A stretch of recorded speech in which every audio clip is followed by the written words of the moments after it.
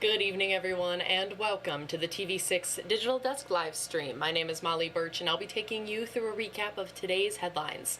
This stream runs every night starting at 7 Central Time from Sunday to Thursday. Feel free to comment and ask any questions you have in the chat as you feel like it. I'll do my best to keep an eye on those chat sections as we go and answer your questions as they come in. You can find us streaming on both Facebook or YouTube, whichever platform you would prefer. With all that business out of the way, let's take a look at our first story for tonight. Indecision 2024 coverage, the Marquette County Board of Canvassers finalized the election certification process today. The board started the process last Thursday. The board's job is to ensure that everything related to election night is done correctly to secure accurate results. Today, board members say they checked 4 military and overseas ballots and verified 1 distorted or missing signature. The Marquette County Clerk says the verification process only changed the result of 1 race. We had an upload on last week that didn't come in appropriately, so we did have to change. It affected Forsyth Township more than anything, so it changed the treasurer race out there for the township. Talsma says all official changes will be on the website by the end of the day. Since Donald Trump's re-election, sexist and abusive messages against women have surged across social media. That's according to analysis from the Institute for Strategic Dialogue. It found between Thursday and Friday there was a 4,600% increase in the mentions of the phrase, "Your body, my choice" on X. "Your body, my choice" is an apparent subversion of the phrase, "My body, my choice." That phrase was used by women in support of reproductive rights. An X post from white nationalist Nick Fuentes last Tuesday night saying, "Your body, my choice forever," has been viewed more than 90 million times, and it's been reposted more than 35,000 times. The rise in harassment signals far-right online trolls and extremists feel emboldened by the outcome of the election. Experts worry the online harassment could spill over into the offline world. And last week we told you about a viral social media post pertaining to students at Escanaba Junior-Senior High School. The post asserted that boys at the school were telling young girls, "Your body, my choice." After conducting an investigation, the district says these claims cannot be proven. After TV6 spoke to the parent whose child reported hearing boys say the phrase last week, we filed a Freedom of Information Act request for a closer look at the school's investigation. Now the district has made that report publicly available, and the school says it should clear up any misconceptions.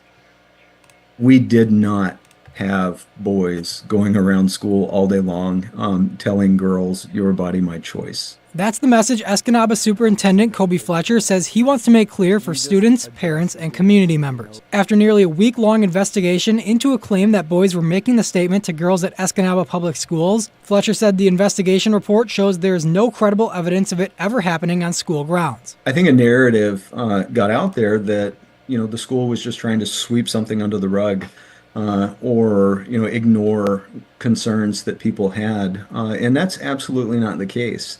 And I hope the report demonstrates that we were very prompt and that we did everything we could. The 3-page summary states that when interviewed, the child who claimed to hear the phrase did not know who said it or where in the school she heard it. She further told administrators she gave the name of the only boy she could imagine saying these words because her mother was insistent that she give her a name. Parent Whitney Maloney first made the social media post that alerted the school. She told us last Friday she was disappointed that the school did not believe her daughter. I spoke to Maloney.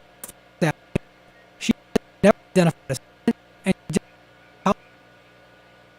but Fletcher says the district takes these kinds of situations seriously. If we hear that something is happening in the school that is creating an environment in which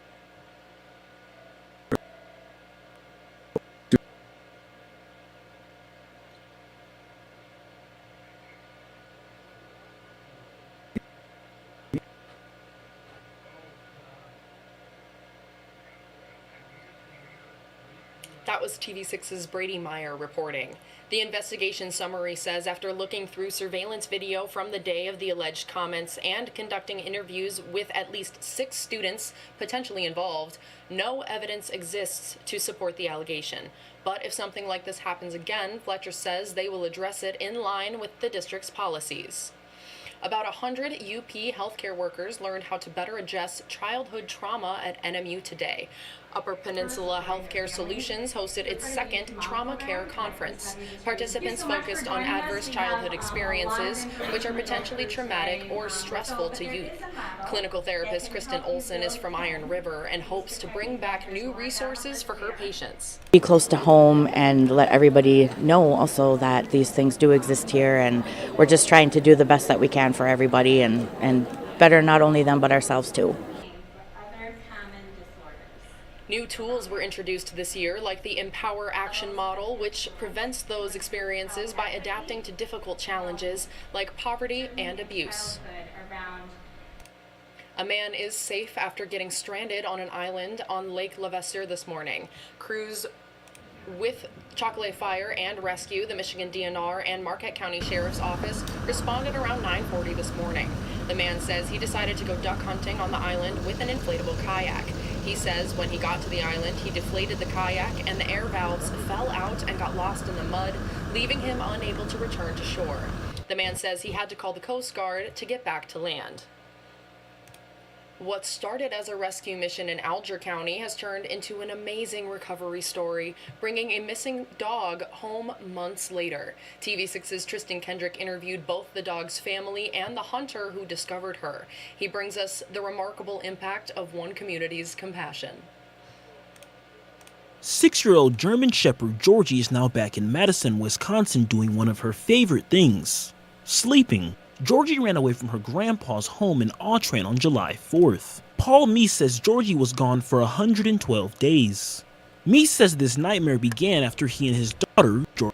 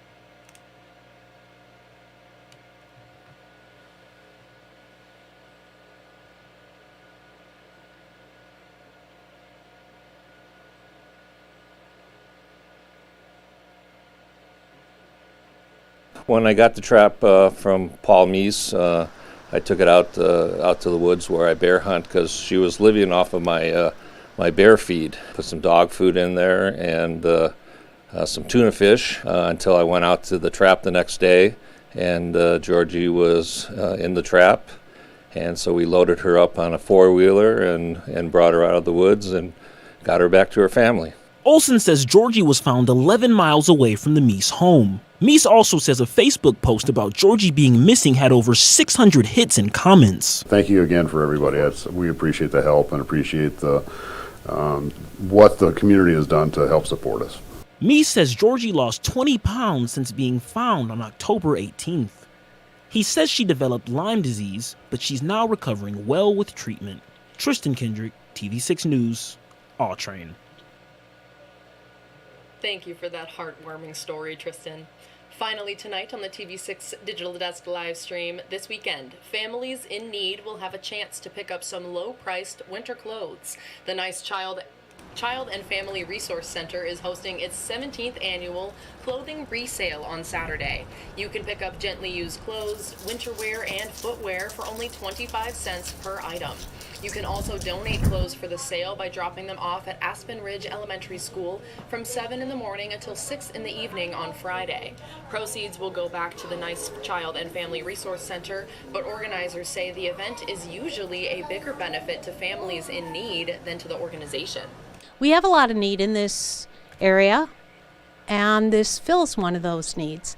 And we like to keep our school open to the community, the public, and to help in any way we can. The sale will be this Saturday from 10:30 in the morning until 1 in the afternoon at Aspen Ridge Elementary School. And that's all the stories I have for you tonight. Thank you again for joining me here live at the TV6 Digital Desk. If you have a story idea you think we should report on, feel free to contact us at any time. These are a few easy ways to get a hold of both myself and others in the newsroom. And again, you can contact us at any time. We would love to hear from you and what's happening in your community. Thank you all again for joining me live at the TV6 Digital Desk. Have a great rest of your evening.